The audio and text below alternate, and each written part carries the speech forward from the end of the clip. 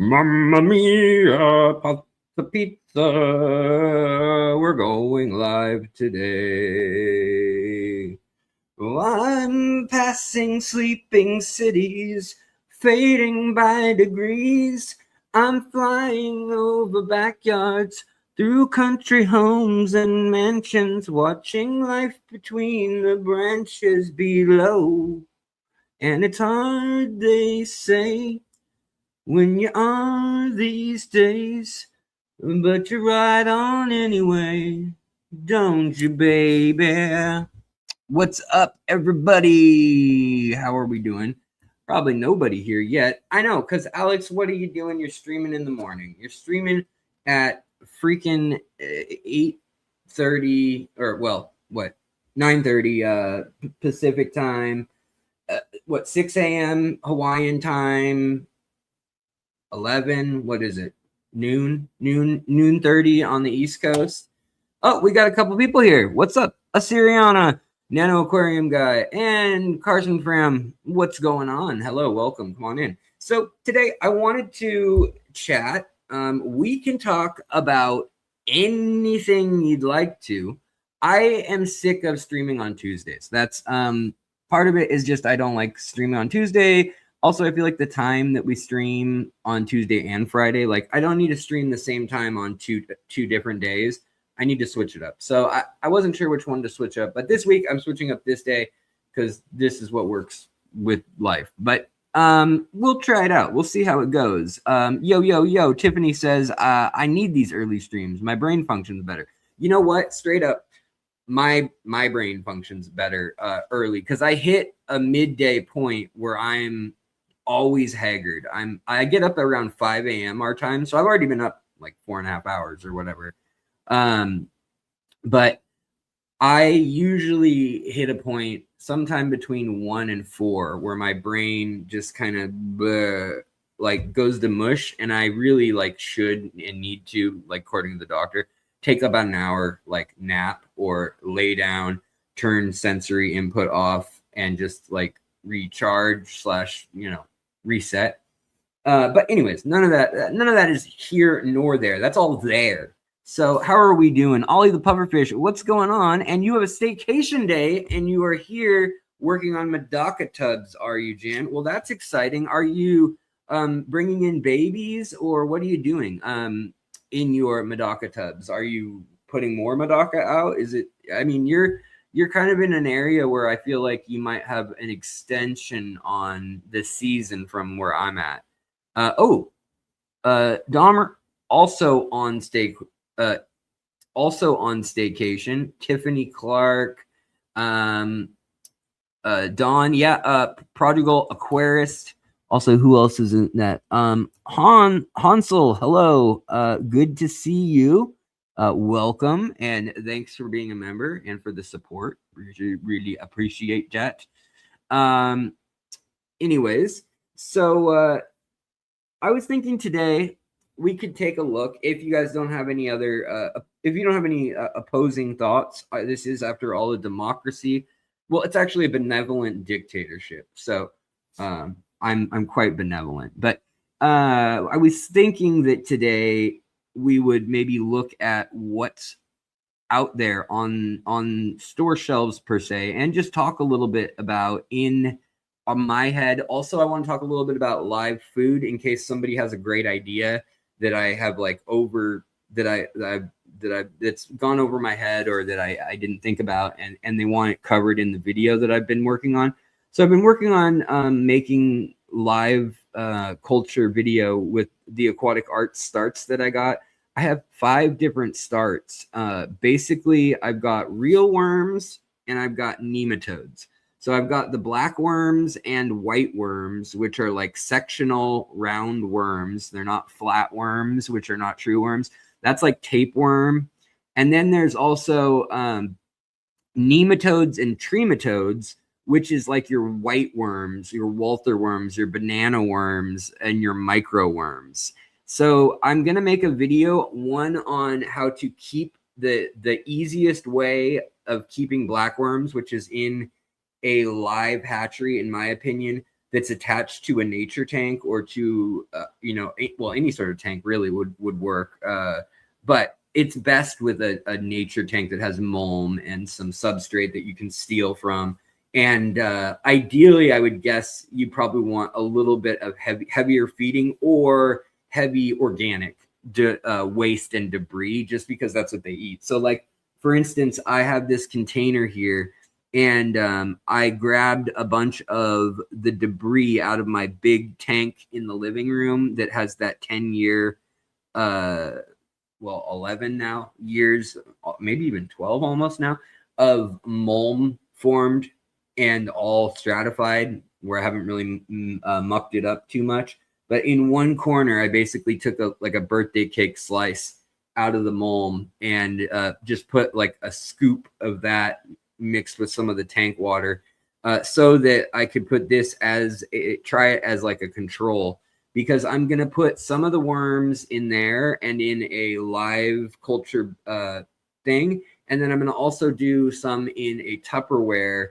with food. And like, I've been saving, for instance, oatmeal I've got, and then I've got soda crackers that you can, you mash them up. And then I've also got a couple things of yeast. And so I'm going to try a couple different variations and see what works. Now, the thing that I have been reading and appears to be true, and I wish I could consult with an expert, or at least someone who's been keeping fish for like 30 years and has tried this. I don't, maybe you've been keeping fish for 5 years and you've been able to try this out in that amount of time. But I have a feeling it's going to be somebody hardcore who tells me for sure whether or not this is true or not. But from what I understand with live foods, the nematode types, the microworms, the banana worms, the Walther worms, and the microworms, those 4 I'm going to cover in one video. But then I think I'm going to probably do either 2 videos or maybe 4, depending on if there's enough interesting stuff about each of the species. They're very hard to tell the difference between. Like, when I found pictures, or even if I try to take pictures of the different colonies, they all kind of look the same. They all look like a fractal of growth of some sort of like slime mold or something growing up. And then you basically scoop those, and they're these teeny tiny little microscopic worms. They're not microscopic, they're bigger than that, but I mean, they are like vinegar eel size. Like, if you look at pictures, like there's a Tupperware tub, and that lattice work pattern there, that is the worms. They have taken the batter that they're living off of, and they've moved it like up. Whereas the white worms, they're like this. They live in a substrate, and I'm going to try a substrate-free method that I hope folks think is cool, because I know I've given other methods on how to keep those fish, or how to keep those live foods and stuff. Also, this is a better example of the white worms, how they kind of grow up the side when you leave them for a week or two. Those are all teeny tiny. If you look at the top, you can see a few individuals, but they basically clump up together. And then you can take like a Q-tip or a paintbrush. I like using a paintbrush, like a thinned out paintbrush. Or you can take a paintbrush and you can take a razor blade and cut like in between the bristles. If you just go like this with the razor blade, like if these are the bristles and this is the razor blade, going like this every so often just to thin a few of the brush bristles out, that works really, really well. Yes, white worms look like dendrites, don't they? Fractals turn up everywhere, whether it's your mulm and the fungi and bacteria and archaea that live in there making those patterns, whether it is actual fungi on like wood or something that's molding and making that. There's a lot of times like purple fungi that grows on white woods, like spiderwood, azalea, or rhododendron root. And then there's also obviously the capillary system of fish, humans, animals. You've got branching systems.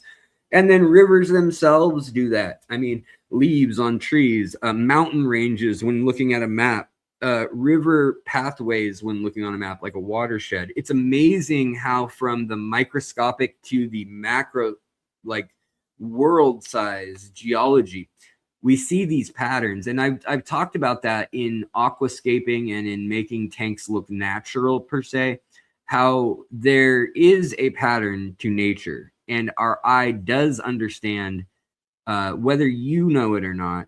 You know what a mountain should look like. You know that a tree generally starts with one branch or a trunk, then that forks maybe 3 times, maybe 2 times, maybe it mostly goes up, and then there's branches all over. But at some point, it turns into more branches, and then on those branches there are twigs, and then on those twigs there are more like sapling or sprouts or leaves, depending on it. But anyways, you see these patterns and you get that, like, oh, that's a way that things are organized, because that is how matter and how the transport of water or nutrients or even just the transport of silt, that is how it works. Just like if you have an hourglass, what shape is the sand going to be? If you have like a normal hourglass, it's going to be in a big pile because it's landing in one spot and then it's tumbling down. So it's why sand dunes, take certain shapes.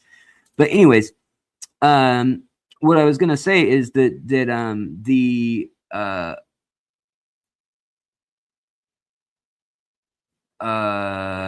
bigger the batch you have. Thanks also, Germ 23. Thank you, for mentioning, blackworms. It's really true with any culture. The bigger the culture, the better a lot of times, because you will get areas that die sometimes. You'll get an area that gets a secondary mold or a bacteria or some sort of issue. But actually, what I was going to say is I want to start in this video. I'm hoping to, maybe what I'll do is I'll update it in the species, the description of each, like the difference between banana worms and microworms kind of thing. They technically do have different nutrient profiles and they have slightly different needs, but they basically all those little nematodes basically can eat generalized fungus and bacteria that's growing in anybody's household. Like the yeast and the bacteria that are in the air are enough to inoculate with time any sort of wet, humid, starchy environment, ideally warm or lukewarm environment. And the warmer it is, up to like 90 degrees, and the more humid it is, up to about 90% humidity, until they're drowning. Some of them can swim fine, but most of them can straddle the surface tension of water. But if the colony is too thick, you'll drown part of the colony. But what they can't do, though, is if you use yeast, that gives the fungus and bacteria, it helps it all grow. It helps the starches and sugars get processed out of the starch, out of the carbs that whatever you use, oatmeal or whatever. And then that gets eaten by the nematodes. So basically, if you have the yeast, they're not eating the yeast themselves. In one, you have yeast enough so on your hands and just your skin that going like this or this over your culture would render it no longer sanitary or sterile. And so when we talk about like starting a new culture, I'm curious about that, same with like if you've ever grown mushrooms at home, you can really easily ruin the whole thing, and you'll end up growing mold and fungus and green fuzzy mold rather than the mycelium you wanted to inoculate, or the hyphae you wanted to inoculate in your whatever you want to call it, stratum. But the comment that a longtime aquarist might be able to help me with, whether it's true or to what extent they know it's true with each kind, is that apparently adding the yeast, that is something that can speed up the amount of cracker or oats or whatever that's being broken down by the yeast and by the bacteria, which thus makes more bacteria if there's surface area where it's in contact. So one, you got to have the surface area for it to do that. So if it's deep in a substrate, it's not gonna work like that. You might as well only add a little sprinkle at the top, basically, because it's not going to work all the way down. It needs oxygen, it needs enough air and stuff to grow, and it needs the room so that the bacteria can expel and then intake what it needs. And so from there, the other thing is that the yeast that's alive actually, it makes CO2 for one, and that can kill the bacteria, which needs oxygen. So you got to have it able to respire somewhat. And it could also kill your nematodes if there's no oxygen. They can live in fairly low oxygen environments, though. But that, and then alcohol, it makes ethyl alcohol, just like you know, when you make stuff like what they make in jail, when they make it in jail and they use like a piece of bread and some yeast for baking. Well, you can also use spit, or I mean, it's gross, but you can literally like go like this and, you know, dead skin or dandruff, whatever. It's all over. There's enough yeast everywhere on people and in the environment that you will start a culture just by not being clean, just by being a human. Also, I want to say real quick, thank you so much for the jewels. I still don't quite understand all the jewels, but I do appreciate them, and I know that it's a good thing. So thank you. I appreciate it. And also, I'm glad you're learning something. You know, I try to go on my own, learn a couple things, and then share any live stream, any video I post. I try to share something that I think is interesting and might be of interest to someone here. So there you have it. But thank you again for the jewels and the gold coins and the sparkles, all the things. Thank you. Shanna, good morning. Hello. And Eyes to See. Hello. Holy cow, we got jewels galore. Everyone's putting jewels in. Shanna, thank you also. I do appreciate it. I do. I hope everybody's doing well.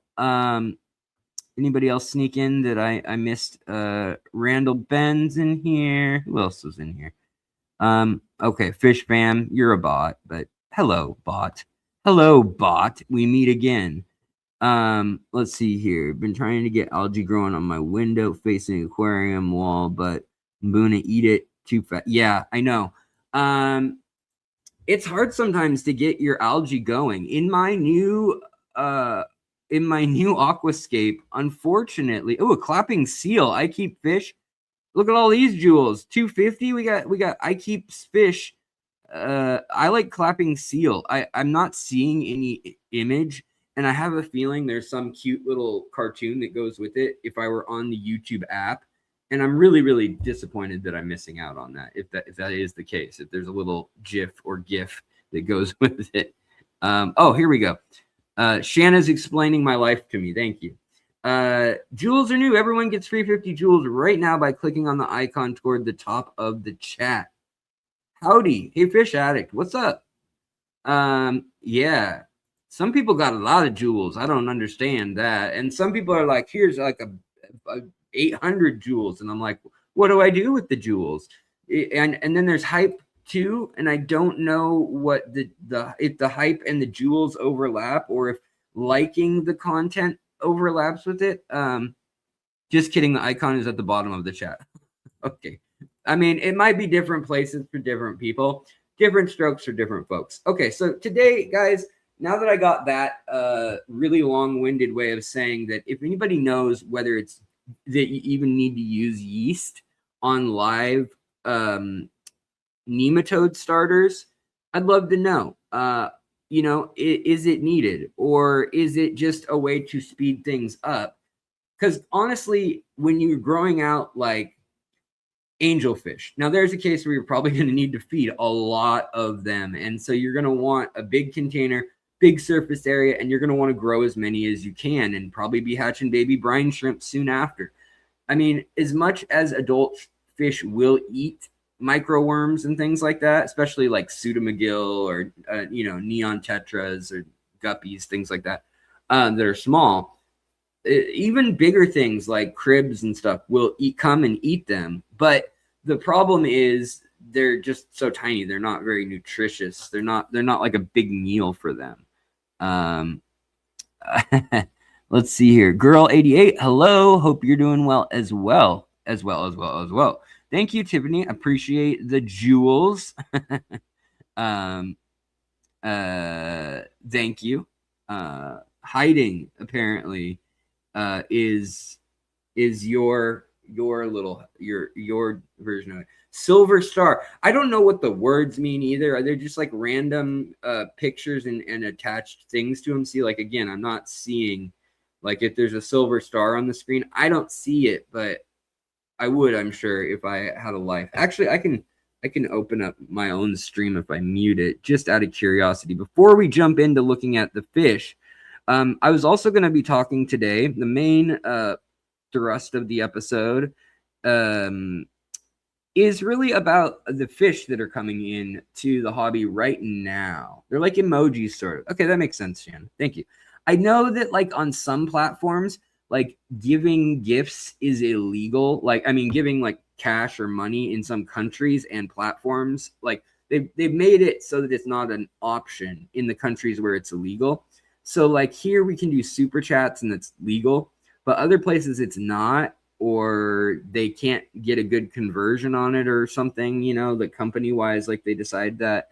And so what they've done in some cases is they've made where you buy points, or you can earn points somehow by watching ads or some monetized equivalency, and then you can use those towards creators. Like in Asia, I know there's a lot of like more like OF stuff that is more like I think it's more not even not safe for work level content, but more like people who are lonely, like personalities, like reaction channels, streaming channels that do like game reactions and stuff like that. But over there, you'll get personalities that people are just in love with, and they want to give them the equivalent of a real bouquet of roses. So then they made points and stuff years ago that were like, oh, here's the equivalent of $20.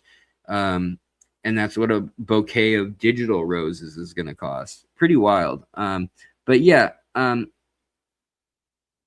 it's just an emoji in chat. Okay, thank you, Shanna. I appreciate the clarification on it. What I was going to... Oh, right.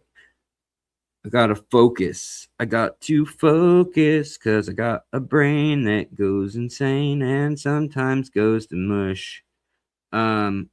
You streamed 1 of 4 weeks. Stream weekly with vertical live, and you... What? So this is like what they do to me constantly as a creator now. It says, I just opened YouTube and it says, grow with weekly vertical streams. Now, this might just be a suggestion. I don't know. But it says stream weekly with vertical live streams, the ones that, and you could get up to 5% new viewers. Now, what I wonder, though, is are they throttling, horizontal versus vertical? Like, but they're always sending me these things saying, if you change your price, this will happen. If you do a video on this, it's a great topic right now. And it's they never used to do it. And so it's very, I don't know what any of that means. It disturbs me somewhat. Oh, okay. I see the icons, guys. I get it finally. I finally understand. Now I see the little pictures. Oh, and I don't usually get to see your hearts either. I'm gonna heart myself. Nope, can't even see it on my screen. That is a bummer. Okay, guys. So what I want to talk about, and oh, hey, Cindy Peterson, getting ready for work, so I'm listening. Right on. Hoping all fish are well and finding their fish joy. I think they found their fish joy. They're mostly hanging out, going blubby blub blub blub dub blub tub. Thank you, Shanna, for reminding folks that they can, for free, actually, I'll allow it today, for free 99, you can click that like button. Either just double click the stream if you're watching it that way on an app on your phone, or you might have to back out and actually click a like button. But I appreciate it. It does draw more people to our trap, our trap of educating aquarists and wasting time on the internet. So what I was going to say, though, is that right now, okay, guys, I hate to break it to you, but there's two hemispheres. And one is the southern hemisphere. I bet nobody watching is probably in the southern hemisphere at the moment. But I'm sure some of you in the replay will be. What's up, guys? And hello to my Aussies. But some countries actually straddle that line as well. And the equator, people don't realize. Actually, let's see the live play, Bob. So hold on. Also, sad news that Dolly Parton is no longer with us. I mean, she's actually might be closer to all of us now, but yeah, sad that she's gone. What I was gonna say though, oh yeah, world map equator. Now, a lot of people, myself included, forget how what's the word? How low the equator actually is. So much. Oh, Tim Curry passed away too? Oh man. Bummer. That's a bummer. Honestly, I'll probably miss him more. Anyways, Bambi, hello. First Class Fish, hello. Moonheart, hello. Yeah, what a bummer. I mean, I just know we're gonna lose like Willie Nelson and Neil Young. We're gonna lose so many artists, you know. The baby boomers had so many inspirational folk, and you just can't live forever, I guess. You know, unfortunately, you know, although I would say when we find out that somebody passed away and it's like, I had no idea they were sick, or, you know, it's better when it's just like they died in their sleep. But also if it's not prolonged, that's a blessing too. A lot of people definitely, yeah, Hayden way too young, definitely. But those, I'm going to draw a line of 65 or 70. If you've lived that long of a life, I mean, I consider it for myself already. If I were to pass away tomorrow, I would be sad for the people who care about me, sad for my family, my wife, but I've lived a really full life. There's still a bunch of things I'd like to do, and it would be a shame, but I can easily say that I have lived like more of a life than a lot of folks out there in the time that I've had. Like, I've gotten to do way crazy things, probably some that I shouldn't have, a lot that I shouldn't have. And, you know, other things that I still hope to do, just traveling and seeing things and doing things. But yeah, that's a bummer about Tim Curry. But I was going to say, anybody, you know, once you hit a certain point in your life, usually, you know, it's if you have kids, once they're capable and able to take care of themselves, I suppose, you know, then it's like, it's still sad, obviously. It's gut wrenching for those people who are closest to. But I feel like it's almost less sad when they just go suddenly, even though that upsets your world and it can be more shocking, as I have seen so many people go the way of cancer or a stroke, and then, you know, whatever, or Parkinson's, or there's so many other awful things that can happen. And I hope whatever happens to me is just like, whoop, bus or whatever, you know, great white shark on the beach, knocks on my door, great white shark. But before we get to the great white shark, and thank you for all the jewels, run the jewels, as they say. Let me share with you something that may surprise you. So, would you guys say that the equator cuts through, I don't know, the Rift Lakes? Would you say that it cuts through Mexico, Hawaii, Australia? Is it way above that? Would you say it cuts through China, India? It's got to cut through India, right? So, in your head, where do you think the equator is, and like where does it cut through different things? Well, let me show you.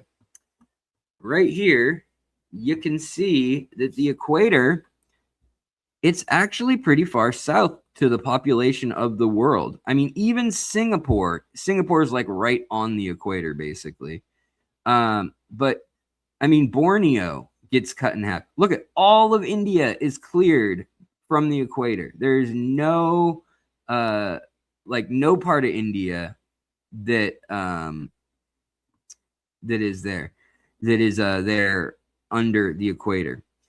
Madagascar, I guess people may not realize that South America and Africa, the South Africa here, the Rift Lakes are kind of right at the equator, a little bit south of it too.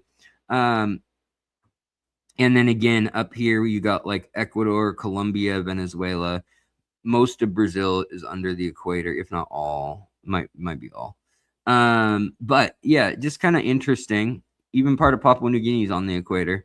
But then all of like Malaysia, people don't realize that from one end of Papua New Guinea to the other far end of Papua New Guinea, that's like it's something like 2,000 miles when it's not, or 2,000 kilometers when it's not warped by the Mercator projection, which we use here on the map to make Russia look huge, or the northern hemispheres look huge, and Antarctica look huge. It is huge. Antarctica is huge. But that is to say, though, that a lot of our fish in the hobby actually come from, like, Colombia is mostly above the equator. Now, you could argue that anything in the Tropic of Cancer and the Tropic of Capricorn, so above and below the equator, kind of in that subtropic zone, that you're kind of splitting hairs, and that those areas are actually still pretty tropical. Like Hawaii is still in that area. India still has its, very tropical jungles of like Assam, Myanmar, Vietnam, and that, so, very tropical in nature. So we're getting fish from all these places, but in the southern hemisphere, there's a definite shift that's the opposite of the one in the northern hemisphere. And the northern hemisphere right now is having its shift, but in the equatorial regions, there's kind of like a wet season and a dry season, and it changes more based on also like what part of the world you're in. So in Africa, you've got different jet streams and things producing like the seeds of hurricanes off the coast right in those equatorial regions. And you've got that then coming across the water. And same with like typhoons coming into Southeast Asia, coming into the Philippines, and stuff like that. And so right now, in the northern hemisphere and in the tropical regions, the equatorial regions, that's kind of where we get a lot of our fish. And so I'm going to say the northern hemisphere and the tropics right now, around September is when the wet season ends. The hot and wet season starts to end. And so you end up, it's still hot, don't get me wrong, but the like very sticky, humid season ends. And we get a lot of our fish right after the wet season has begun, and the fish have begun to, they had their babies right before the wet season or as it was starting. Back in like April or May, and then their babies are growing, and now is the time that the water's still high. It's starting to go down, but you're going to see a big influx as fall starts of schooling nanofish and stuff like that are wild caught, because that's the easiest time when all those flooded areas with the newly hatched fish, the fish are all growing, eating lots of food and lots of insects, and it's hot and humid. And now the waters are receding, and you'll get things like rasboras and tetras, and even things like cribs and things like the small cichlids of South America.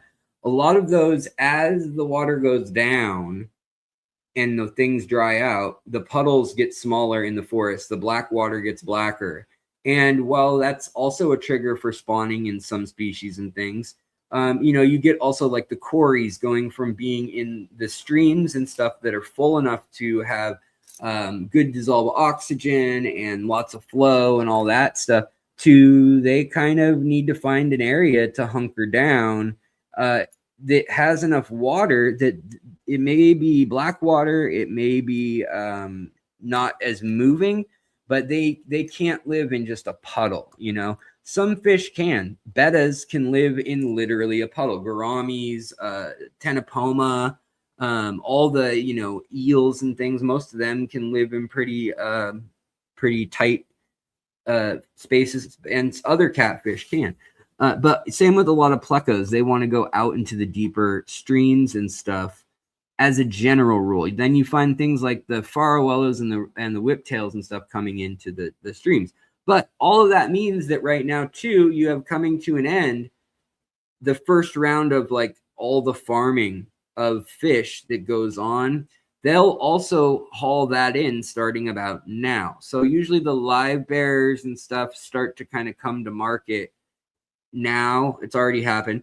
But I mean, you get things like mollies, platies, swordtails that are U.S., Florida raised or Indonesian raised. A lot of that stuff, guppies, fancy bettas, a lot of that stuff is starting to hit the market too. And so I want to take a look and see what some of our friends in the world of this have going on for them. Tiffany is buying another wave maker, huh? Cool. Let's see here. You were saying, I have to tear down this darn African cichlid tank again to capture 2 fish.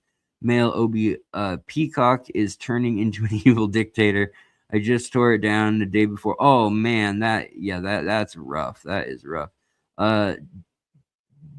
Donald Raby, as a 78-year-old baby boomer, I can hardly believe I'm still here with the life I'm led. I'm disabled, but still planning more tanks. Yeah, right on.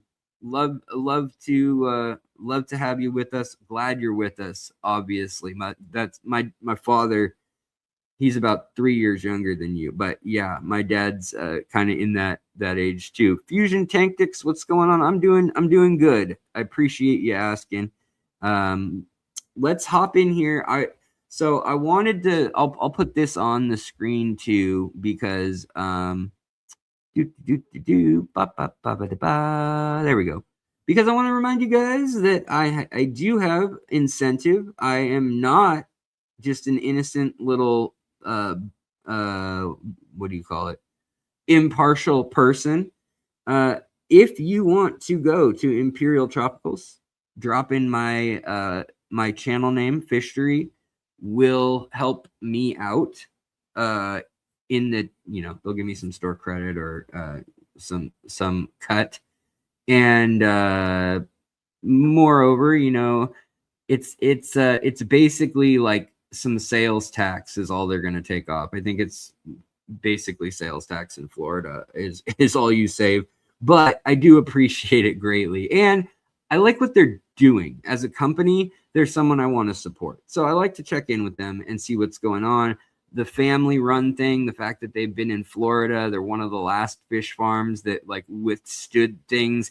And then they are the first fish farm to break away from the seagrass and like kind of distribution through Walmart, Petco, PetSmart, bigger chains like that, and to go straight to consumers on the internet. About 8 years ago, they started, and it was a big risk because they basically blackballed themselves out of the southern Florida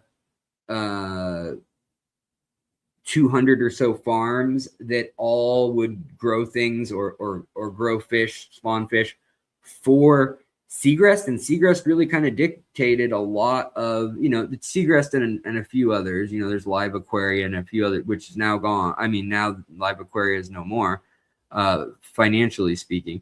But those places are no longer able to dictate what is being bred. And now they have been so successful that they're actually building expansions. And I went down there and toured their place. You can check out the video if you want. I think Corey's been there more recently, but I was there, of Aquarium Co-op. But I was there. I got to be one of the first people to ever tour their place and share that. And I was really excited at the time.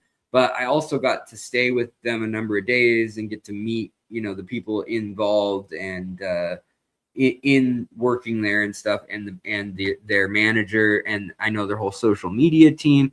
And they do a good job also sharing what's on sale, what they have specials on, stuff like that. But let's enough of me talking. Let's get my ugly mug off the screen. We'll share the screen.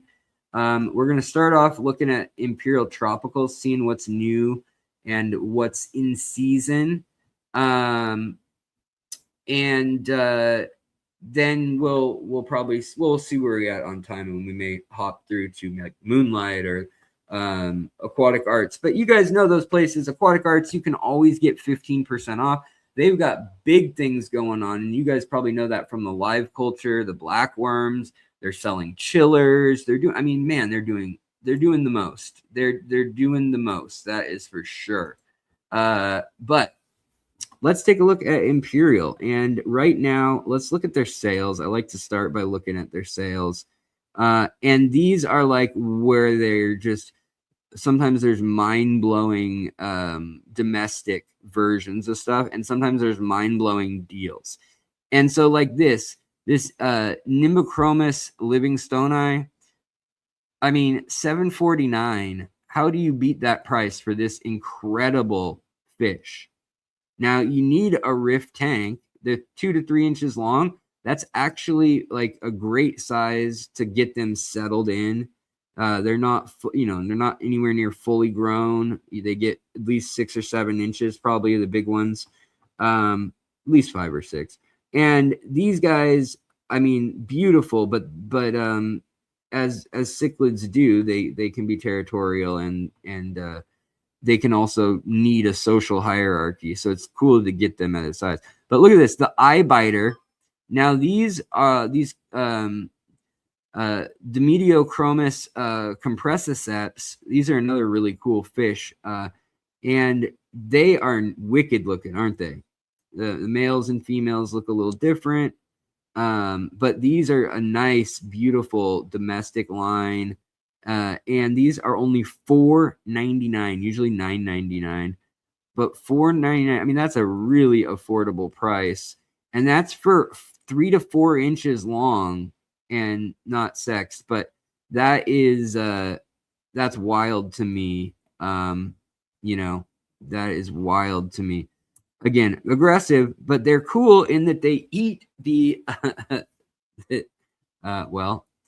they're eye biters. They eat scales and or the eyes and or soft mucusy and biofilm and sometimes the eyes of other fish. And there's a number of fish that have super specialized in the Rift Lakes like that. And these guys carry a lot of these fish. But again, look at this sulfurhead peacock. I've never even seen this morph. And again, all these little peacock cichlids, they come in all sorts of different colors. I mean, so they have like a blue to them. I mean, look at that. That is a beautiful fish, fully grown. And granted, these are mean little suckers, but if you've got a big aggressive fish tank, I've seen people like Kenny Edwards, Danny and Kenny, I've seen them keeping, a good amount, but only $9.99, crazy deal. Again, here you've got for $9.99 instead of basically $45 normally. These are Dragon's Blood peacocks that are going for 3 to 4 inches, female or male. You can select. I mean, look at this though.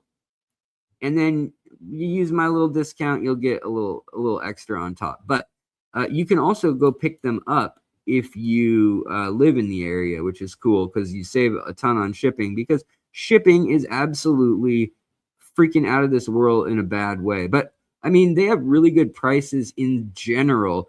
Your average home breeder cannot grow out like these peacocks. Like, these are incredible. I mean, look at these other peacocks you could stock.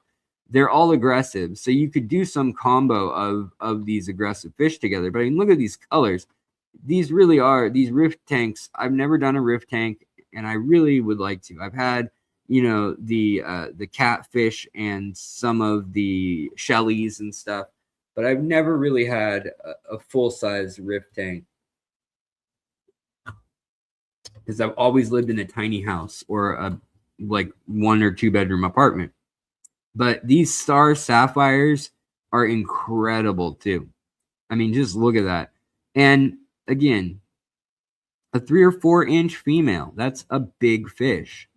$30. It's a good deal. It's a really good deal. But these are all coming out right now, and I mention it because not because the Rift Lakes are on the equator. Actually, only $20. Not because they're on the equator, but because they make room for these fish at the actual imperial tropicals, because they grow them in the ponds. If you go there, you'll see they have these, I think they're 10,000 gallon ponds. They're either 5 or 10,000. And they have 156 of them, I think, at the moment. And then they have indoor tubs and troughs, and then they have 2,000 gallon, 5,000 gallon, and 10,000 gallon, I want to say, above ground tanks for like breeding some gar projects and other things that they do that are like monster fish. But really wild. Now, the smaller stuff is probably what will change. They also do giveaways and stuff every Friday. And you got to do some social media stuff for them, like repost on 3 social medias or whatever. But some of these, they'll also post new deals at that same live stream, so it's worth checking out. But I wanted to say, let's see what they've got in their new arrivals category too. Oh yeah, look at these. So these are just coming in. Oh, they don't have many left, but these are incredible. These orca woodcats. These orcas are very unusual. Now, there is the ninja woodcat, and then there's also the orca woodcat, and then there's like the galaxy. There's a number of them, but that's 2 to 3 inches. That's pretty much an adult of those guys. They can get a little bigger than that. Also, these dark Oscars, pretty cool looking. Mirajo, I don't know if that's a collection point. It must be. Also, guys, let me check the chat, make sure we're doing okay. Hey, what's up, Kent? Good to see you, man. Still got Shanna First Class Fish in here. Yeah, so I really want to get, I still have that 60 gallon tank, and that would be a starter tank, but I still want to get one of the Oscars named after Ivan Mikolji. Just I don't know, I have a thing. Boy, here's a BOGO deal. These are pretty. Melanochromis Chipoke. And wow, they got that iridescent green right behind on the gill plate. And it looks like when they're young, they have a nice color change too. They go through like a yellow to blue. I always love how like cichlids and bettas, number of fish have 2 or 3 different color patterns in the time you own them. But these are usually 30, and right now they're $14.99. And then that is for 2 of them, I believe. Let's see. BOGO, $14.99. Yeah. So for $2.99, if you buy 1 fish, you'll get 2. So not only are they not $30, they are, oh, well, actually, I bet that's That's probably what they mean. Okay. But somebody could check and double check if that means that you get 2 for $14.99, or if you get just the $14.99 is half of $29.99, which is the BOGO. I don't know, because sometimes their sales are really massive. Other times not as much. But I mean, they have the stuff. The reason I partnered with them, even though I can't get a great discount yet, is because they bring in incredible fish like this, and they have a really good price because they're the ones going to pick it up from the airport. They've got a team ready there, and they bring in actual interesting stuff. I mean, look at these beautiful blue. A lot of times these are called blue, but they're really a green a lot of times. They vary, but just gorgeous. I mean, and they're 2 or 3 inches. It's a good size. They also have plants and things, good to remember. Bristlenose plecos, fully grown, $19.99 for the common ones. Got a mint in my mouth. Sorry, guys, my mouth's getting dry. But anyways, yeah, they have really interesting fish like this. Where I don't know where else to get waru right now off the top of my head, other than like maybe a monster fish place or like Arizona Gardens, which I would never buy from. But again, look at these guys with the dots. Very cool. I come here and I daydream and look at fish, and I'm like, I'll never own a lot of the bigger ones, but I'm just curious, like, what's out there. And then the nice thing about this place is they'll have things like these, and you'll be like, oh wow, that's a beautiful fish, and they've got good pictures of them, right?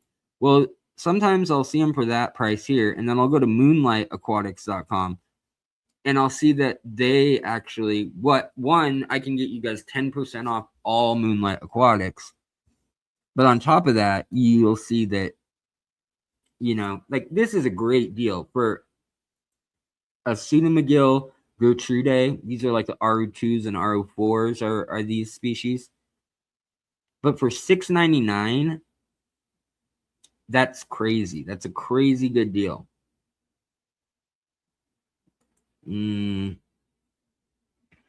Lizard cats, gotta love these.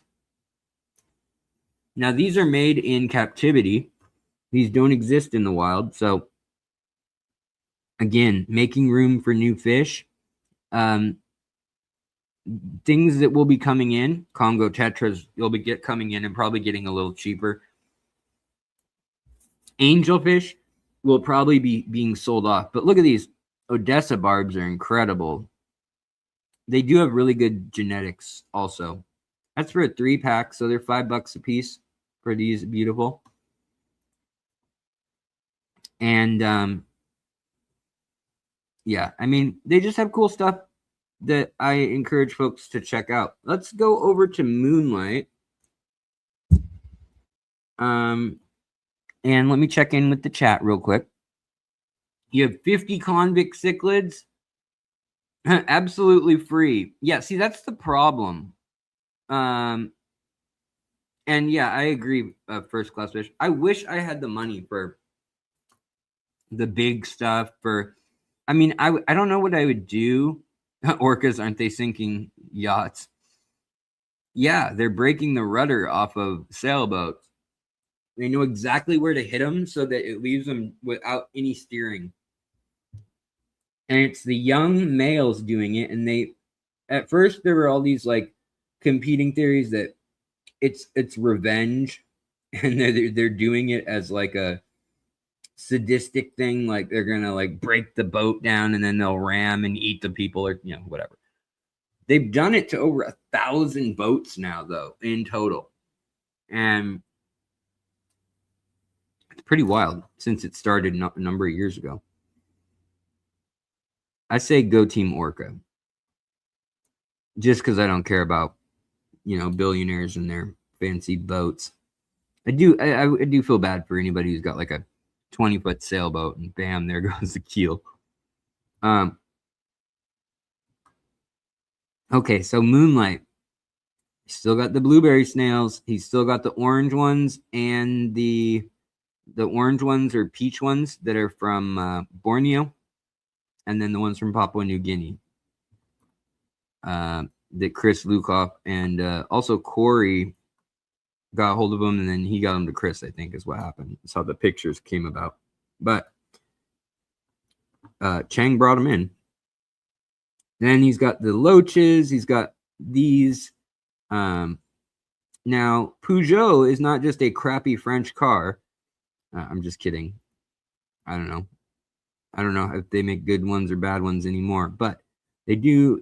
Peugeot, anyways, used to, before they made cars, they made tools, and they made stuff like coffee pots and cast iron stuff, like Dutch ovens and stuff like that. Well, they also made pepper grinders. And so, because these are the Hyphosobercon Peugeot, or Peugeoti, they are also known as the Pepper Mill Tetra, which is the pepper grinder. Oh, looks like you finally sold out of the Super Corals. There's still the lovely, these are the two that have been fetching $35 a piece places. It's gnarly. It's crazy. I would never pay that much, but they are very pretty and very cool. Here they're only $17.99. Plus you get 10% off. So let's see. Do we have the on sale section here too? Yeah. So again, only $149 for the super whites. This was listed, I can tell you for a fact. These were hatched not locally, but I mean hatched in a tank sustainably, seeing as they are a made-up species. These don't exist in the wild, although they let me rephrase that. They live in the Xingu River with the leopard or with the leopard frog and with the zebra pleco as well on the stretches of river.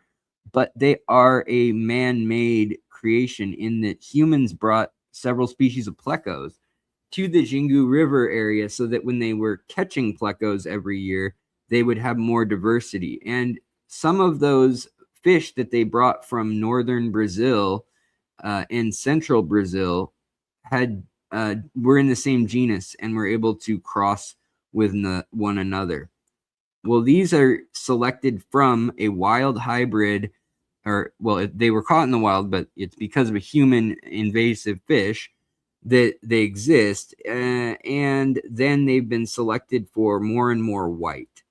And the whiter they are, the more coveted they are. Now, same deal on the Xingu River. He did have these. Oh, it looks like he might be out. He has a good lock on these, though. But the albino L333s, he has good genetics. Again, $69.99. You get 10% off that. So it would be about $59.99. And they're 2 inches. Yeah, well, that was posted long enough ago that, like, if these still had these, like he does these or these, they'd be like basically full grown at this point. Oh, wait. Boy, he's got some sold out stuff in his sale section. I'm going to have to talk to Mr. about updating and coming and taking a picture. Also, I noticed he had some kind of interesting oddballs like the albino spotted hoplos. So that's going to be a domestic. Again, the albino arowanas, domestic, but really incredible fish to watch. These are incredible too to watch. These albino gold lasers, absolutely terrible picture of how cool these are. They're in one of my videos when I was in the store last time, the last Moonlight tour.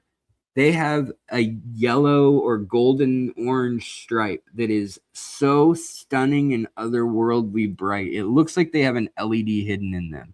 It is wild. I would love to breed those if I could dedicate my time to them right now. Also, the you saw the Amanos were $7 at Imperial. Here they're $3.99 plus you get 10% off. So they'd be like what? $3.50, if that, not even that. Also, the albino stirbi corridors, very interesting in that they keep their gold ray on their fin. So they've still got that spike and gold ray on their pectoral fin that the stirbites have. Also, he's got these guys, which these have gone for a whole lot of money. Sometimes I see these things for like $120, but right now $29.99.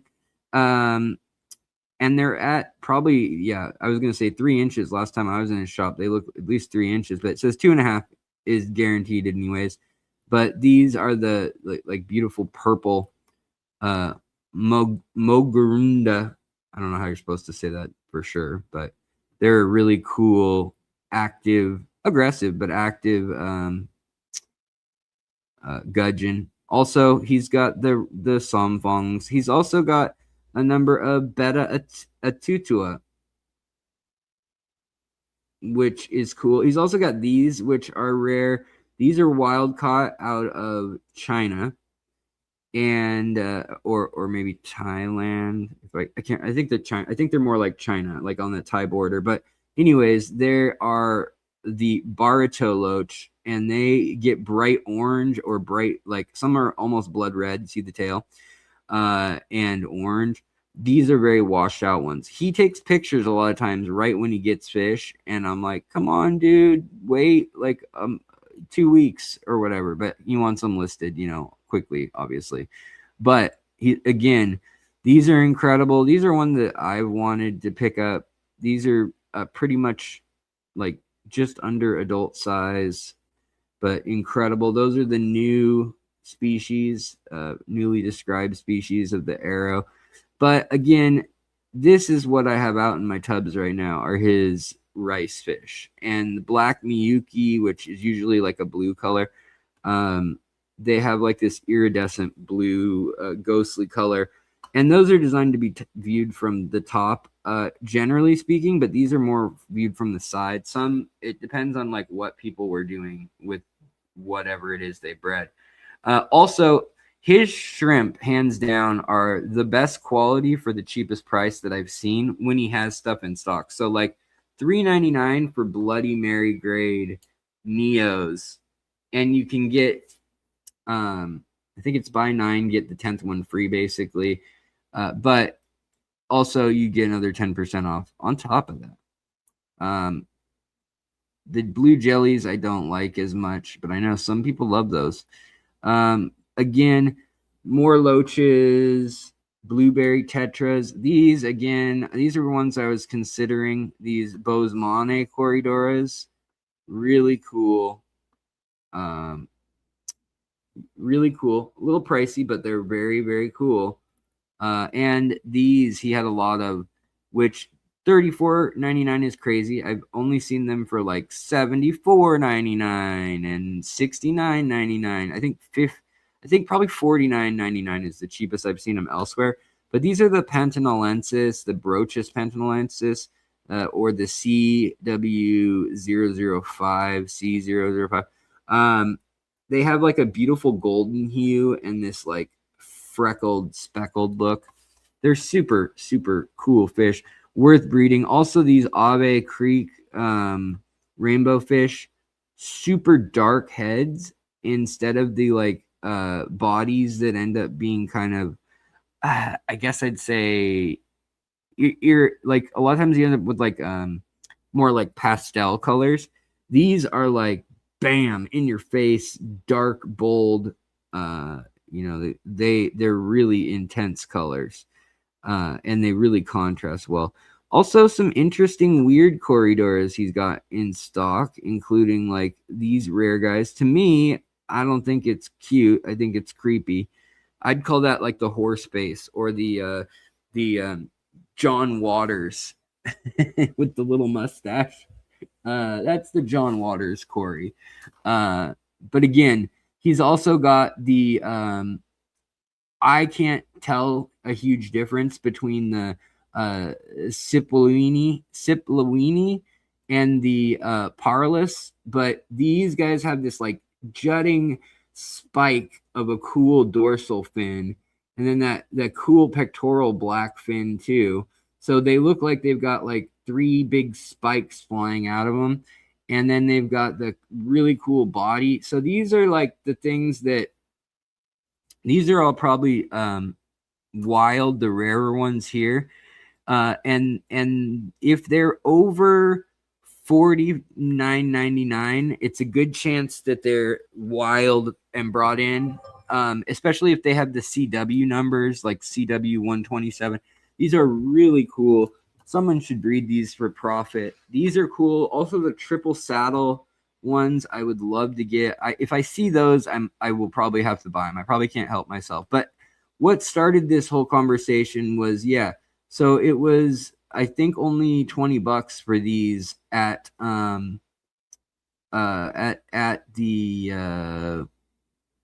tropical Imperial Tropicals. Here you've got like a completely different looking fish. You can tell just by the pictures. And so it really pays to Google a fish and see what am I actually going to get? Now, it helps to see their stock when you see this. Like these green lasers, it gives you an idea of, okay, all right, so I can see kind of what's going on and what to expect. And this, to me, is a terrible picture. I got pictures that have the green looking like iridescent.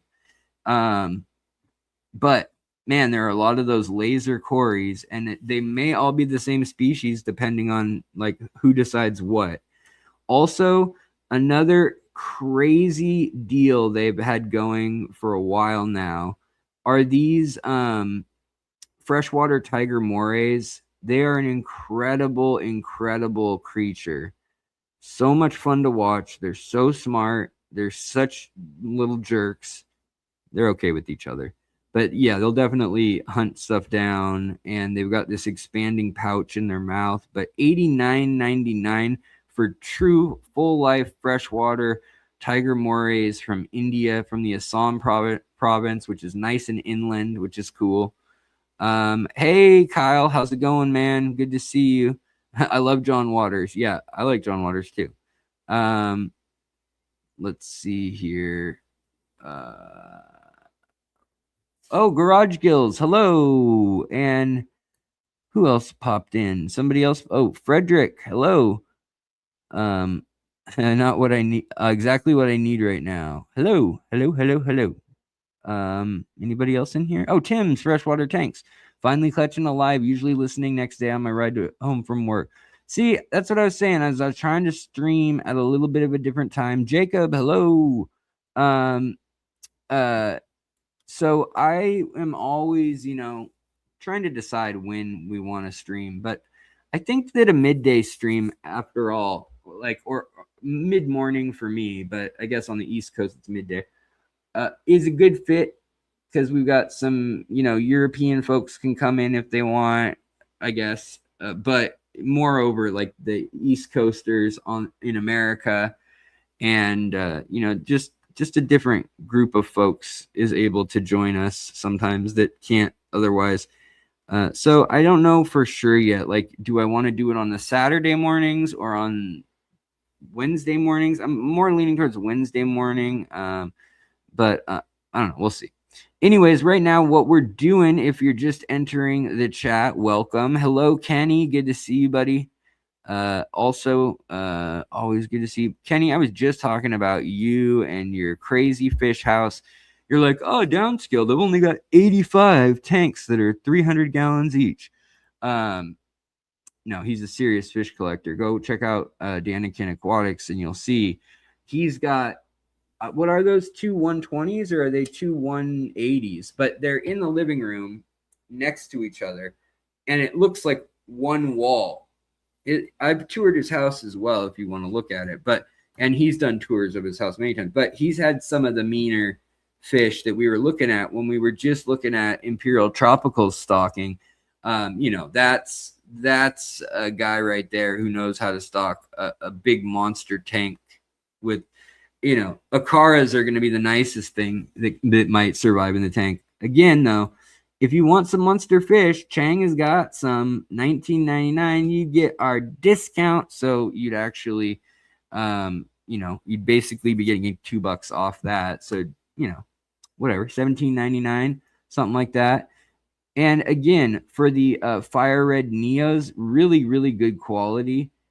all the legs and antennae and everything. If you can see them, pretty much they're all pretty good, other than I would say right before a shed, they look like that one back there is probably right before a shed. But these ones look very glossy, bright, semi-translucent. They're not the like more opaque style. And they're $3.99 a piece, which for neocaradinas, I mean, just people are charged so much for them now. Also, these are the other pandas, sometimes called like the false panda or the flag panda. To me, they have a very different body because they've got almost like the trilineatus or some sort of other pattern going on the side there.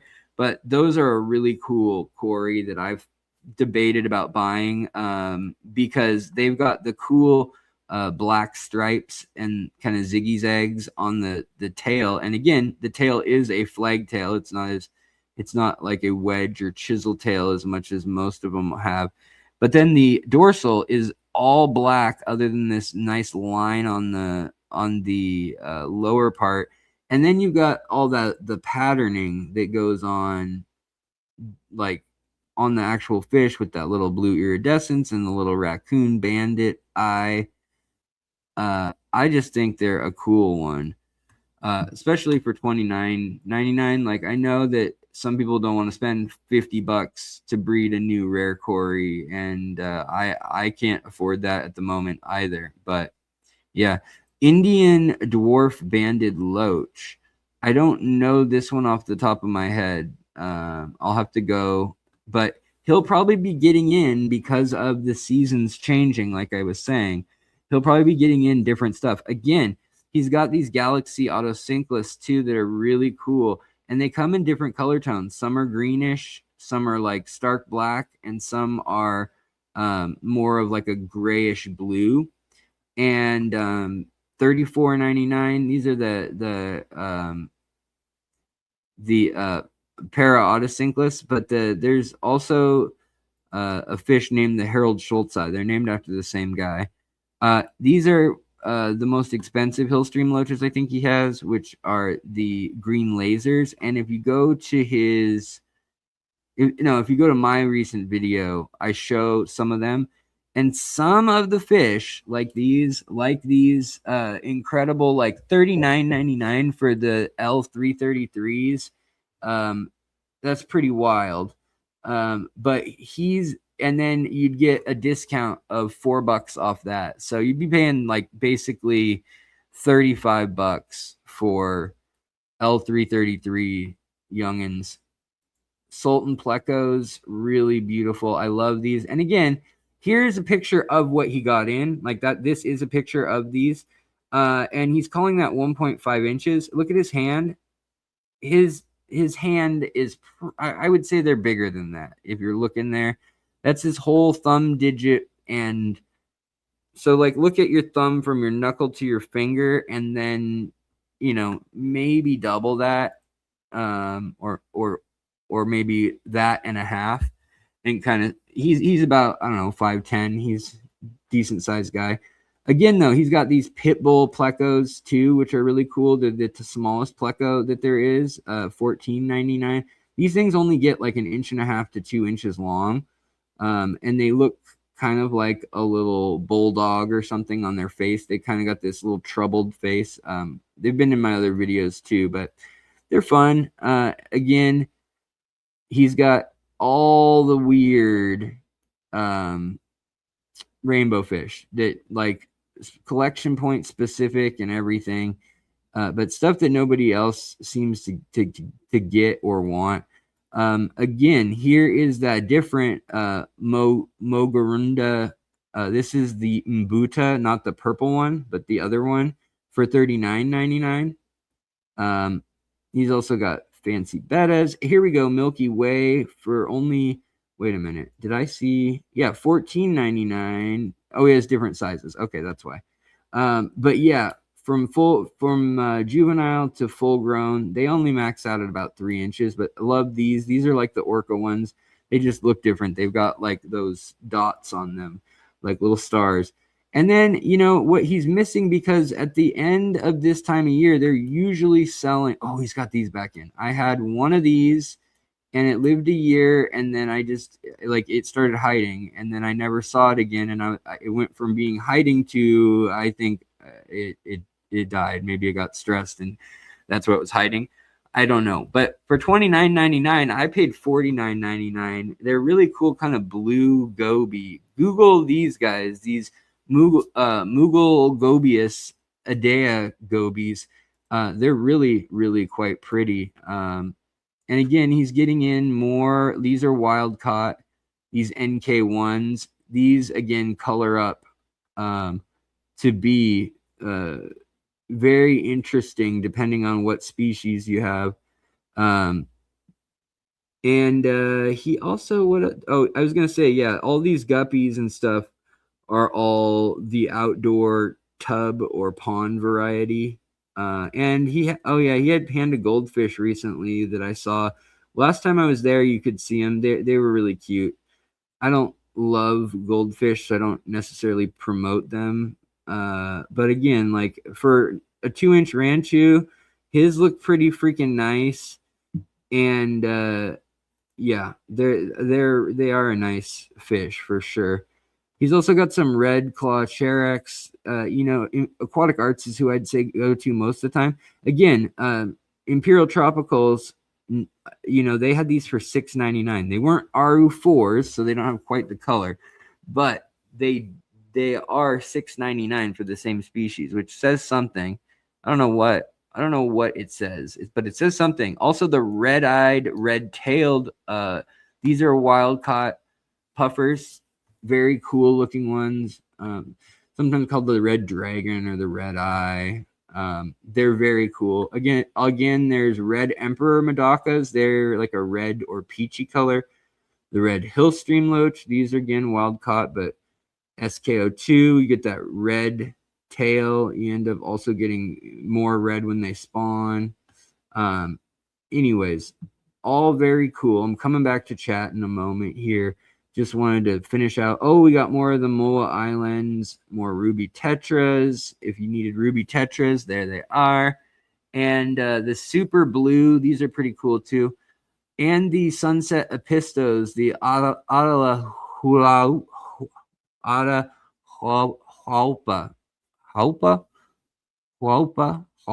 I can't say it. I'm so white. I can't say it. Also, super lame. Looks like they're not selling because there's not a picture, obviously. I need to tell him, dude, put the freaking picture up.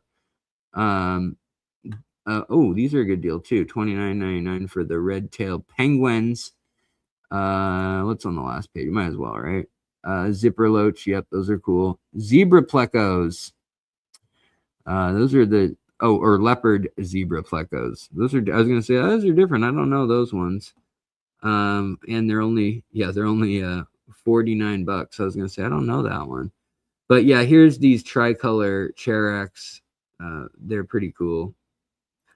And I know I said that, but Aquatic Arts has a real good deal on those. Yeah. Hey guys, we're coming back. So again, was just gonna say, keep an eye out for what's changing in shops. We have a local store owner right here. Robs, what's going on, brother? Good to see you. Welcome to the show, my friend. Space Weedy. I want some of those green Hillstream loaches, but I have to get the setup and season a breeding tank for them. Space Weedy said, yeah, I understand the feeling.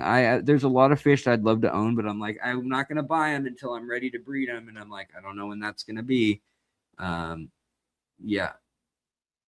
You got the Chumbunas out.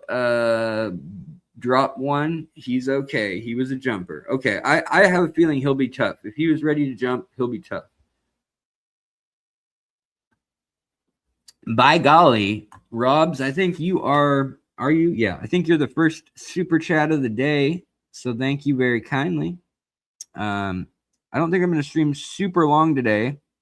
About an hour and 20 in, but I do appreciate that, buddy. Eyes to see, good to see you. If I forgot to say that, I can't remember. I think I just said it. When are we going fishing together? Ooh, soon? No, probably not soon. It's I don't know, when I can fly.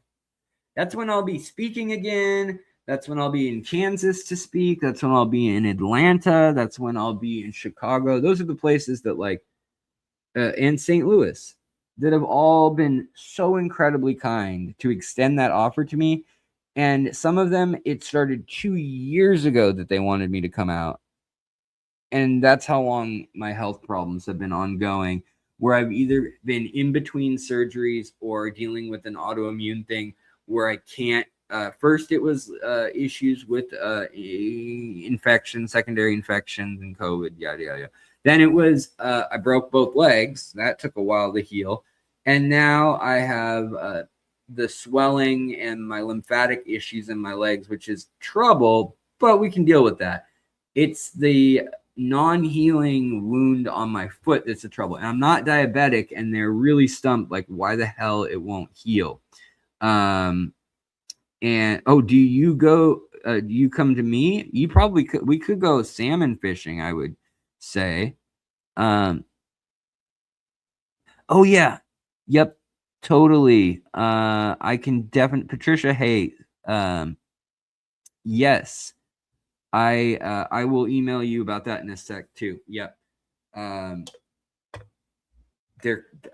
promise they're coming, and I didn't forget you. So, but I did forget to send the email. But yes, I had to get them from storage from my parents. I didn't have after they got returned to me. I noticed that the one was bent up, but I have a consolation for you that I'll explain in an email.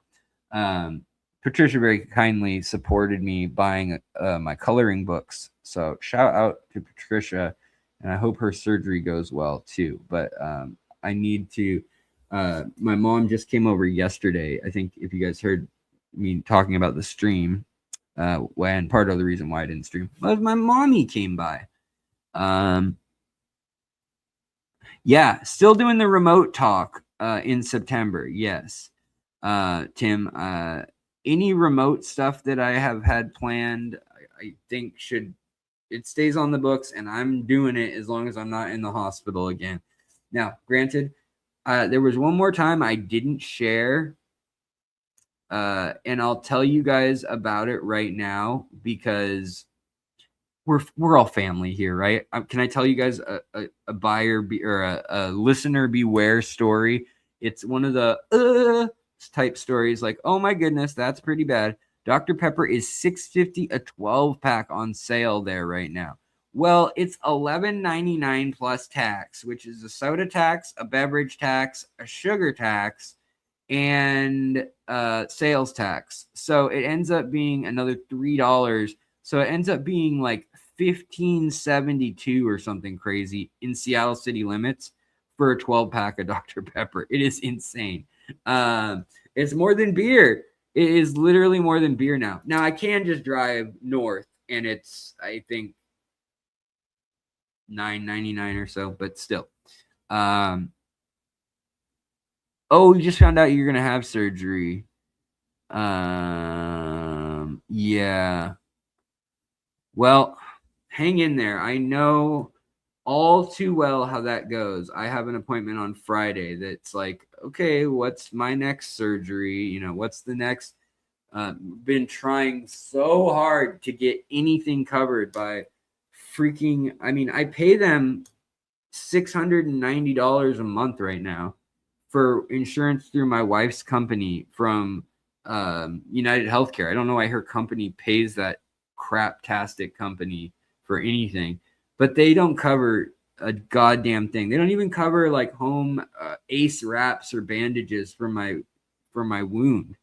It's wild. They don't even cover compression wrap for the leg for the injury. Have I been checked for a zinc deficiency? I have not. I've wanted to do the hyperbaric chamber. I've had 2 doctors say I should do the hyperbaric chamber. Insurance won't cover it at all, and it is really expensive, like $5,000-$6,000 expensive at the place around us anyways. it's really a racket. A lot of the things they've done, they already, luckily, it sounds bad, but luckily they did malpractice. This has been a difficult healing problem because of my lupus, which is, you know, similar to like rheumatoid arthritis or overactive immune system response type thing. But right now my foot has basically done what your ear would do. So like there's a hole in the heel of my foot, and it's like I pierced it rather than I cut it. Like it's not bleeding actively or anything, but it is actively not wanting to close. And so they would, in theory, do a skin graft. But if they do that, they have to then like take care of it a certain way, wash it, and there can't be any weight on it for 9 weeks.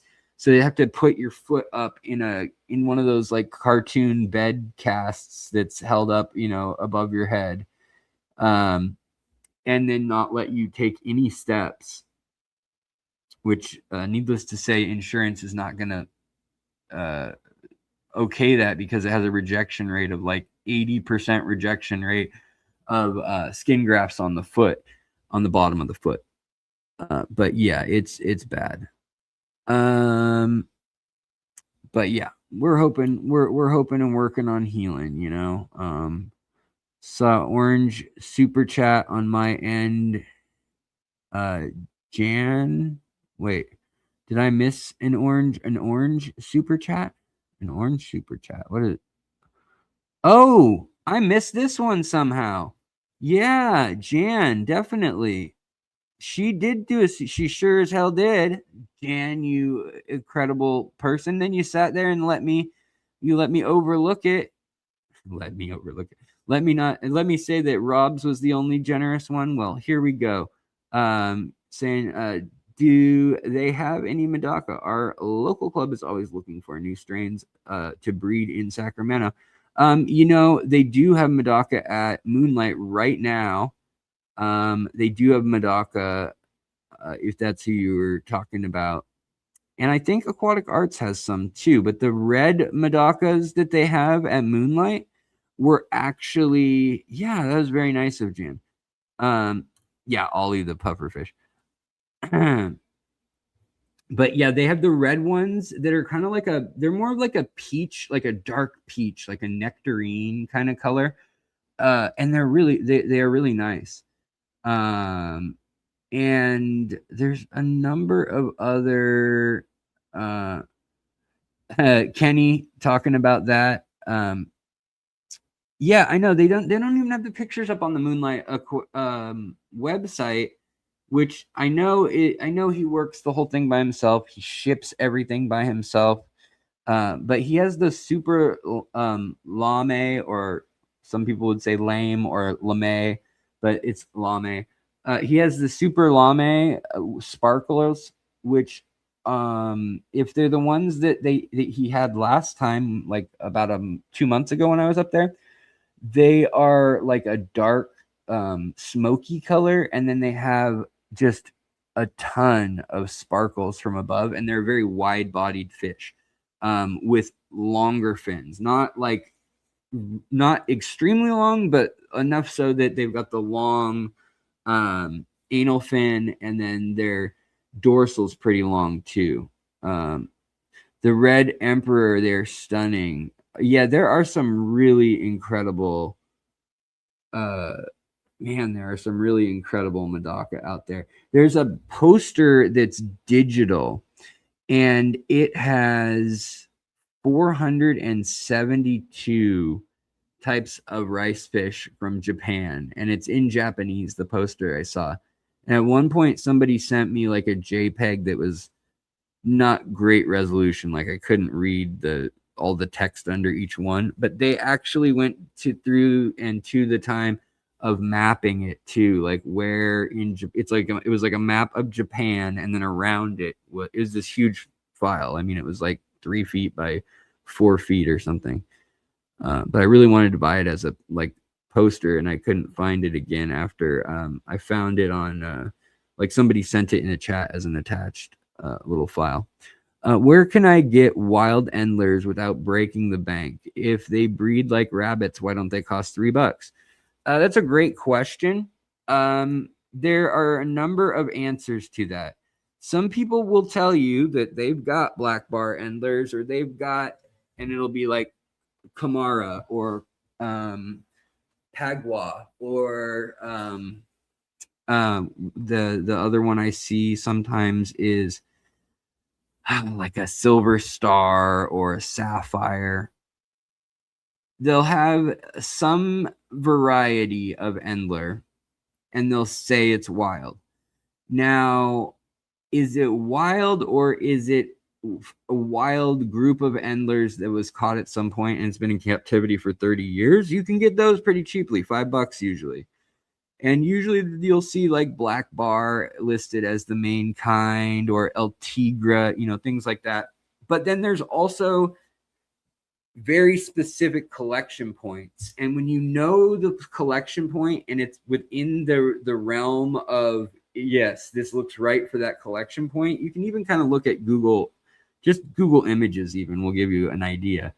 If you look up that collection point and location, and then the word, the Latin name for endlers, along with the word endler probably in there too, just to cover all your bases, it should narrow it down, and you should be able to look and see, okay, yeah, it looks like it's within the variation realm of, what's out there. But depending on where you live and your sourcing, let me check right now. I haven't found them in Miami. Yeah, the Campomona also too. Yep. As Jacob's saying, Kamana, yep. And exactly, first class fish, as first class fish said, 99% are probably not legit.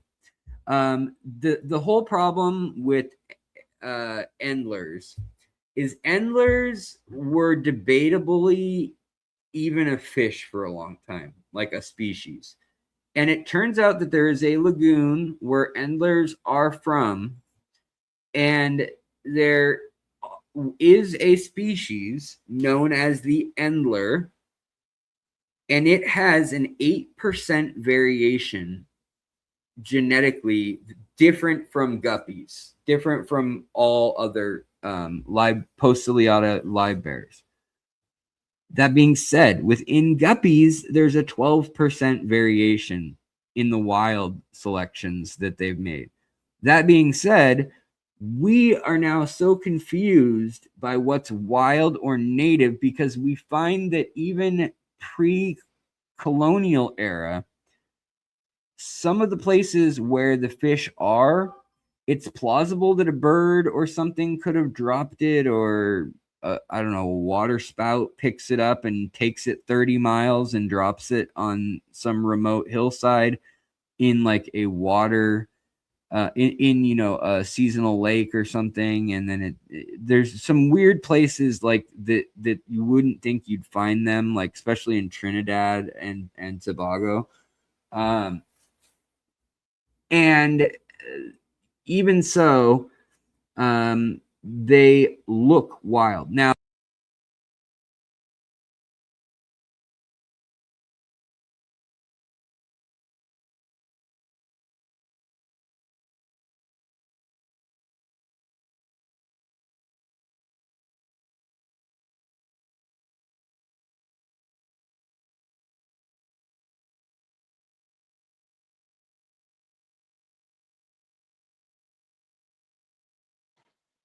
they looked at the genetics. Can you guys hear me? They looked at the genetics and they said it appears as though the endlers are in fact their own species. Like that's enough that you would say, yeah, it's its own species and then some. Like they happily breed still with one another. But then there's also the like lesser guppy. There's also the swamp guppy. There's a number of other guppies out there that all probably could stand morphologically, and if you were doing like the how they fit in on the phylogeny charts and stuff, they would definitely be their own species according to standards set out for other fish. That being said, the diversity within guppies, like I said, is so massive. I'm trying to find a picture of one. Is so massive that it becomes difficult to say what's what. But here is a good example of like a micropoecilia that is not a guppy, but it is related and not even in the same genus. It's a micropoeciliata. Beautiful fish, right? Wild. And then, yeah, micropoeciliata picta is the swamp guppy. And those are cool. They have like an orange hue to them. There's a lot of Poecilia and Poeciliata that have different traits. Now, if you watch my video on my Endler tank, Endler and guppy tank rather, I have a bunch of these in there, and these are true wild Endler and guppy lines. Now, the Endlers tend to have more of the obscure, weird shapes, and the guppies, and the black rather. The guppies tend to have, and they have this more slender body and more of a spade tail, usually with a bigger eye, less of a belly. Guppies tend to have the bigger belly, more of an arch to the body. But in that same video, there are charts I share. If you want to freeze the screen in that video, you can go to it. And these are like heat maps of where the dots show up. And I believe I also included, maps of where they're finding ones. So you can find different kinds, and the information is out there, even though it's a little hard to find. But then there's things like this. So this is these. Come on, can we get it to actually show the yellow on them? Come on. Probably not. But what I was gonna say is these have these incredible little yellow dots. Oh, there we go. On them, and like snakeskin yellow patterns, and they got the orange and the blue and the green and the black dots. The other thing, the eye that turns totally black, see that one? It's got a totally black eye. Only a certain group of guppies from Trinidad have that trait. And there's a few weird little things like that. Right before they attack or they enter an aggressive stance or mode, that is their eye goes black, their pupil dilates completely, and the other ones don't do that. So there's a few little things like that no, it's not a genetic difference. It's enough to call it a new species, but it is enough that it helps us trace back when we find these in the wild, those snake skin patterns and the yellow. Certain things like that key you into these were domestic guppies, or these were wild guppies kept together, and then they got bottlenecked genealogically, that is, and then that has led to their phenotype, or the way they look, also reflecting their genotype, and them becoming kind of interesting. Yeah, exactly what you mentioned, Jacob. Yep. That study, though, I think it was done 3 years ago, where they first mentioned the eye thing. But yeah, it's interesting that is a way that you can help, or you can go back and figure out, because like in Germany, in Thailand, in the Philippines, there are populations in all those places. Where was the other place? Germany, outside a power plant, and then there's another one outside like a steel forge or something. I don't know, a crucible for like pig iron or something. I don't know what it is. It heats up metal for some reason, and it ends up having water to be water cooled. and it ran 24 hours a day, essentially. At least one of the things did. And that left a pond there, like a containment pond of water, a reservoir. And somebody put guppies in it in like 1932. And somebody noticed, and they survived through the freezing winters and everything, because the pond is like 60 degrees year round. But there are now even people who collect those wild, that would be a wild guppy that's now gone feral. And so people have been trying to trace, other than just the sheer genetics, like what guppy would this be? And by looking at like the eye trait pupil, where the red dot is on the body or orange dot, how if they have a snakeskin pattern, that means they probably have Endler in them. If they have little tiny dots in a repeating pattern, probably also Endler. And then same with the if there is any decoration on the fins, that is going to be wait, I want to not mix this up. Let me look one more time at my wild fish pictures. I was gonna say any any pigment on the fins. Guppies have the big tail pigment. On the dorsal fin, wild guppies don't have any color on their dorsal, but Endlers do. And there are hybrids naturally of Endler and guppy. So it becomes really convoluted to be able to even prove that you have a so-called wild guppy. So wild Endler or guppy, or if you had a pure this or that. So what they go by are more the phenotype traits. So like the Live Bearers Association goes by the fact that caudal peduncle, or the start of the tail, that it's very slender, and that the body should be very slender there, that the tail's width shouldn't get much more than about 20 or 30% wider than the actual caudal peduncle terminus. Also, like the body on, especially obviously female guppies, can be massive, that big belly and breast section of the fish. And then also the gill plate and the iridescence there. So they basically kind of do it by traits, and the shape of the fish stereotypically is their better decider than anything else. And that's actually genetically, it's very hard to say unless we happen to have the lagoon. The Endlers were found in the 70s, because Endlers were not known to be anything different than guppies until the 70s, and that's when it was first proposed that there was a different Postulatus species. And a lot of those traits are recessive for a long time when you hybridize a fish too.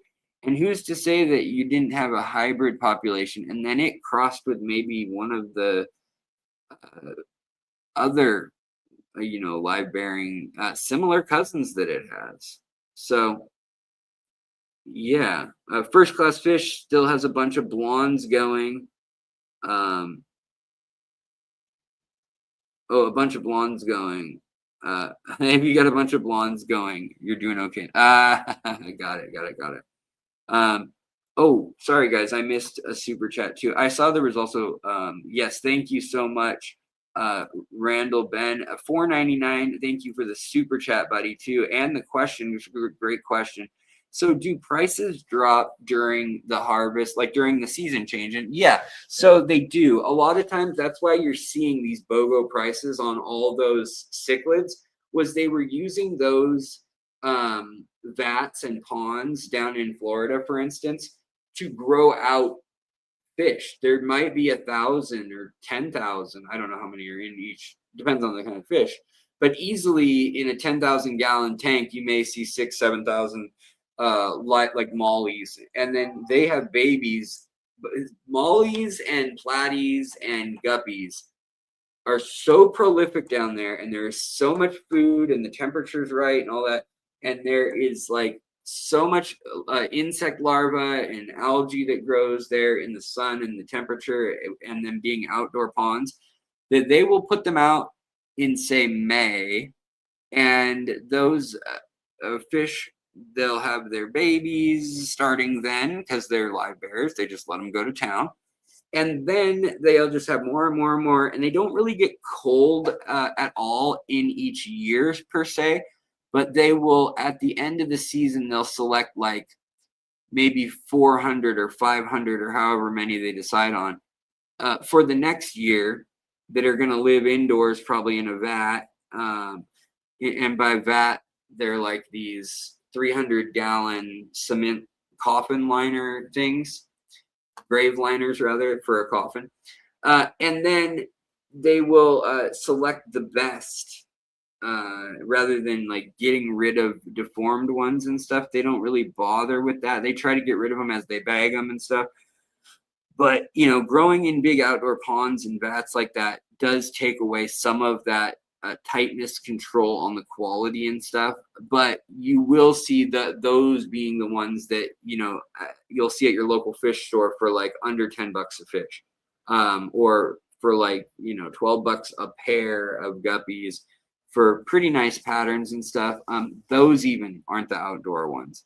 But for that kind of stuff, when you are seeing the nicer ones, that'll be all year round. But your real dirt cheap, like Mickey Mouse platy, tiger platy, swordtail, this or that, you know, us like a, I don't know, melon swordtail, or trying to think of another example.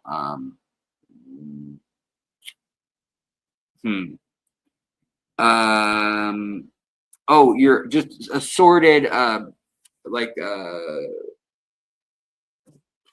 guppies that you can buy with the red tail, the blue tail, and the yellow, like an orangey red, bluish color, and the silver body, and then yellow, I believe, is the other color you see. But it's at Petco or whatever, you see it, or PetSmart, and they'll have them as either like feeder fish or just assorted guppies.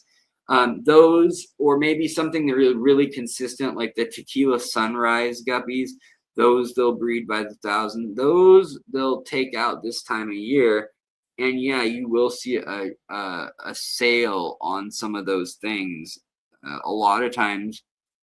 But moreover, you just won't be able to buy them at all in off season, because also they shut down the ability to buy anything out of like Colombia for 2 months.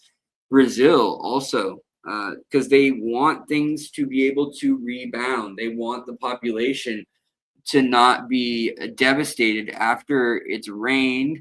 The water levels came up, and when they go down, it's like shooting fish in a barrel. And so if you know a healthy spot where they're going to make it the whole year, but you can still fish there, and of course the locals know all the little spots, and they'll dig actual like trenches, like little canals, where down in a black water puddle area, they'll dig it a little deeper. And so they know that that'll be the last holdout for the fish, and they'll put a net down in it and then pull it back out. Hey, Beast from the East, what's up, Daniel? Good to see you, man. Always good to see you. Jacob says the local fish store is offering me $1 a fish, whereas before she didn't want to pay for them. So why not? I'm going to share them with friends. Yeah. You know, see, there's another thing that, like, yeah, that's another example of like, well, maybe right now she's, you know, not going to be getting the same like dirt cheap fish that usually they're 25 cents a piece or whatever, you know. Well, now they're 50 cents. Well, that might not be enough that anybody cares or changes prices or does anything over it, because they've got enough insulation and markup and whatnot. But when you get to the things like the peacock cichlids, or, you know, things like the I'm trying to think of the the ones that I have. Why can't I think of the name? Not heroes, but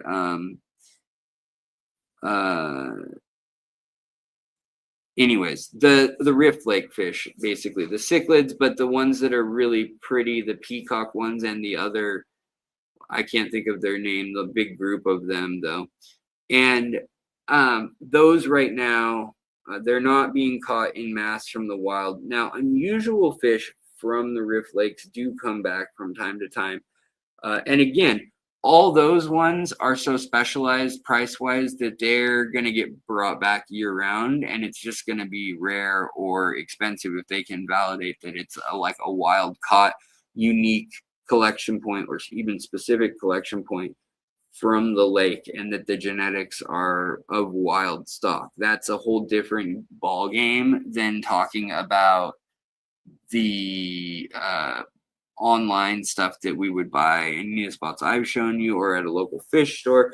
Like the peacocks, like the electric ones, or like if they have a name like the electric orange or OB peacock blood red, like those have enough of an established market built that they are the ones right now that are coming and going.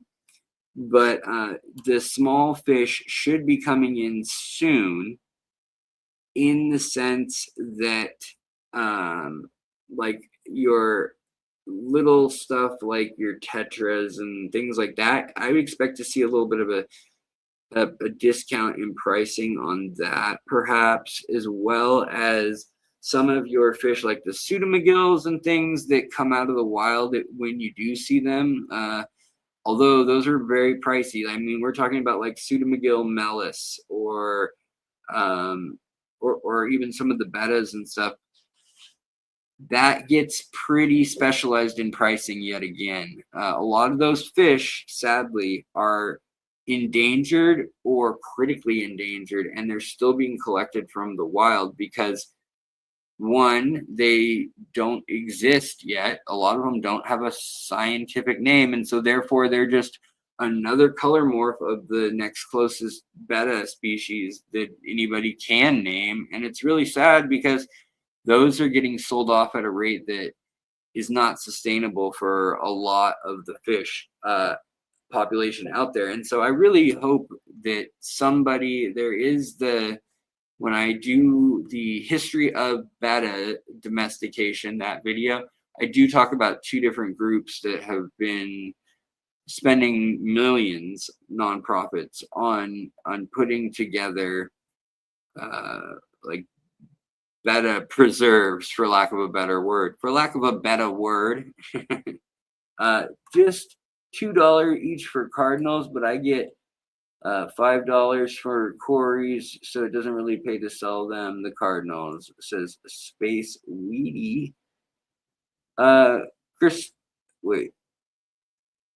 Christiane, what's up? Yo, what would you do to treat ick with celestial prodanos? I know they don't like super warm, so I'm worried about turning the temp too high. Thanks, man. For saying you like the videos. That's a little bit of a tough one. Now, they should be okay if you turn the oxygen up and you slowly turn the heat up to 85 or 6. Now, what you're doing there is at 86, the ick will die. But rarely in our tanks are we going to get a true 86 everywhere. Even when we turn our heat to like 86, or even if you say take it to 90, you might have 95-degree water at the top layer and fish dying and suffocating, and yet there's still going to be corners and pockets under the substrate that are like maybe 74 or 79 or whatever it may be. So I don't like to think that just the heat will necessarily kill everything. What it does is it speeds up the life cycle, and if there's no fish around for it to hold on to in each stage of its life cycle, or no free water or gravel to go host back down to that with no poison in it or anti-parasitic, then it has nowhere to complete its cycle and it dies within about 2 weeks at the warm temperature. Salt can also encourage that a little bit faster as well. That being said, I would turn up the heat and I would probably put an extra air stone in.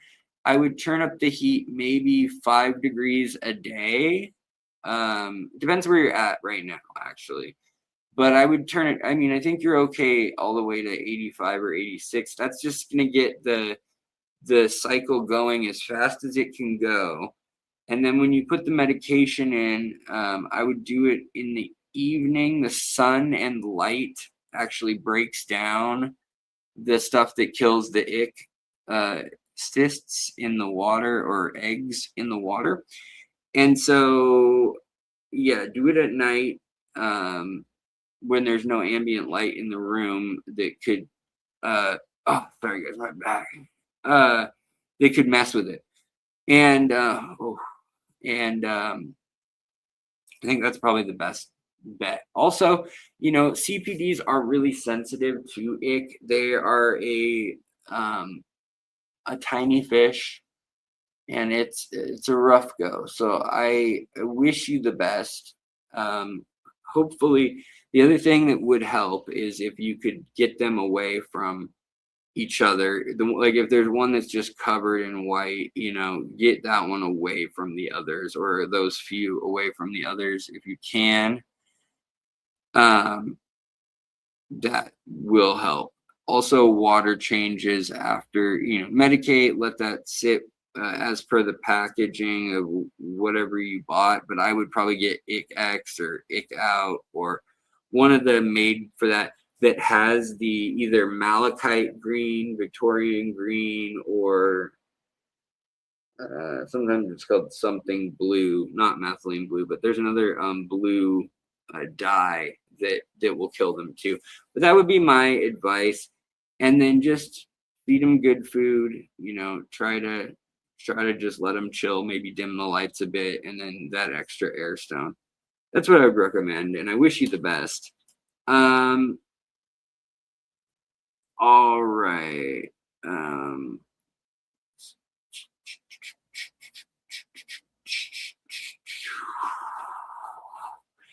All right, guys. Well, we're coming up on 2 hours here, and I want to thank you so very much for coming out. And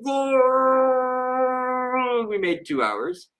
Hopefully on Friday. Wow. I don't know. Was that Dracula? Was that Count Chocula? What was it? We can do another live stream if I have anything going on, and I do. I have a number of things. I got 2 doctor's appointments on Friday. If I am going to be late for the 4:30-ish slot, then if I end up having too many things going on, I will try my best to then move it to sometime on, say, Saturday. But we'll probably go for Friday attempt anyways, and then hopefully the first of the videos that I talked about at the beginning of all this show, where we talk about the micro worms, banana worms, white worms, Walther worms, worms, nematodes. Say that 10 times fast. Yeah. All right, guys. Well, thank you. And have a wonderful day. You know, I hope the world's being nice to you. I hope you're being nice to the world and your fishies, and I hope they baked you a cake. You deserve cake. Everyone deserves a little cake. Everybody learns that they deserve cake at some point in time. Anyways, guys, I'm going to get out of here. I hope you have a wonderful day. Thank you so much for the support. Those of you watching, those of you super chatting, jewel chatting, those of you hanging out, even just, you know, watching unattentively, driving, put it on and throw your phone back in the car as far as you want.